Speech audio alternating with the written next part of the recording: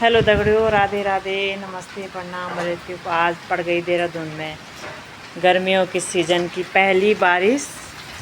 क्या ख़तरनाक वाला मौसम बन रखा है। बिल्कुल मौसम ऐसा हो रखा है ठंडा। पहले आंधी तूफान आई और अब देखो क्या झमाझम बारिश हो गई। देखो ये है गर्मियों की सीज़न की पहली बारिश। ये देखो